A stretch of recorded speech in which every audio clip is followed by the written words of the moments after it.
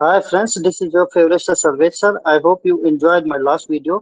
तो बच्चों last video में हमने आपको कोलिडेटिव प्रॉपर्टीज बताया था, जिसमें से हमने डिफरेंट कोलिडेटिव प्रॉपर्टीज आपको एक्सप्लेन भी किया था।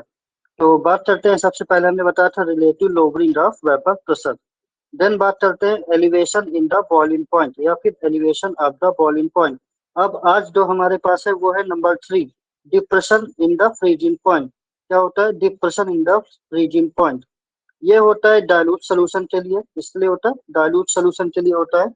फिर इसमें क्या होता है, जो डिप्रेशन ऑफ फ्रीजिंग पॉइंट होता है ये रिप्रेजेंट होता है डेल्टा टी एफ से। तो हम बोल सकते हैं कि depression in the freezing point या depression of the freezing point for dilute solution, है ना, इसे क्या बोलते हैं आइडियल सोल्यूशन भी बोलते हैं। क्या बोलते हैं ideal solution is directly proportional to the molality. मतलब इसमें क्या होता है, जो डेल्टा टी एफ होता है वो किससे प्रोपोर्शनल होता है, मोलैलिटी के प्रोपोर्शनल होता है। देन अगर हम दोबारा उसको रिपीट करते हैं तो क्या लिख सकते हैं, delta T F equal to, तो के एफ और इंटू एम। तो दोस्तों यहाँ पे ध्यान दीजिएगा, जो के एफ है ये क्या है, ये के एफ क्या है, फ्रीजिंग पॉइंट डिप्रेशन कांस्टेंट। ये क्या है, एक तरह का कांस्टेंट होता है। देन बात करते हैं, ये के के लिए यहाँ पे के एफ यूज हुआ है ना, जिसमें क्या होता है के जी होता है।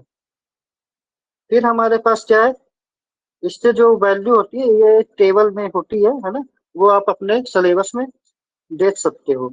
देन बात करते हैं, है ना, इसमें क्या होता है के जी मोल इनवर्स होता है। क्या होता है के जी मोल इनवर्स यूज होता है। हाँ, अब बात करते हैं दोस्तों हमारे पास फार्मूला कैसे बनते हैं। तो फार्मूला बनाने के लिए सबसे पहले हमें पता होना चाहिए कि यहाँ पे क्या होता है W2 ड्राम, जो होता है सॉल्यूट के लिए, और M2 होता है मोलर मास। एम इसमें W1 होता है सॉल्वेंट के लिए। तो हम यहाँ पे अब मोलैलिटी का फॉर्मूला लिखते हैं। क्या लिखते हैं, मोलैलिटी।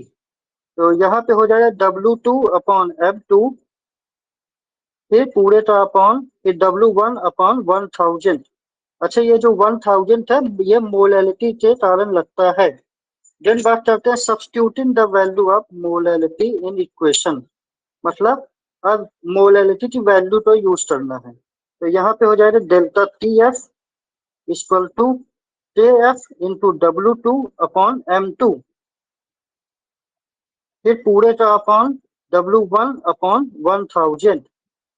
देन बात करते हैं delta T F equal to K F into W2/1000 upon M2 into W1। अच्छा दोस्तों, यहाँ पे क्या हुआ है, जो 1000 था वो नीचे से ऊपर चला गया है, आप देख सकते हो।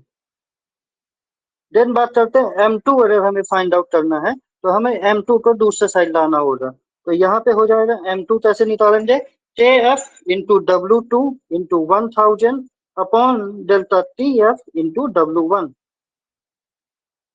अच्छा दोस्तों, हमारे पास अब डिफरेंट क्वांटिटीज हमारे पास हैं, तो ध्यान देना है। W1, W2, ठीक है, और क्या है डेल्टा टी एफ, ठीक है, इसे क्या बोलते हैं molar freezing point depression constant. फिर हम क्या करते हैं, यहाँ पे के एफ और के बी दो वैल्यू हमारे पास है, के एफ और के बी, इसका यूज करके फॉर्मूला बनाना है। तो ध्यान देना पड़ेगा, है ना।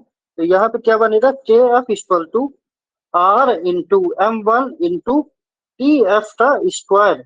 तो ये देखिए, फिर पूरे का अपॉन 1000 इंटू डेल्टा फ्यूजन और एच। तो यहाँ पे एच क्या है, इंथैल्पी है जो फ्यूजन से होता है।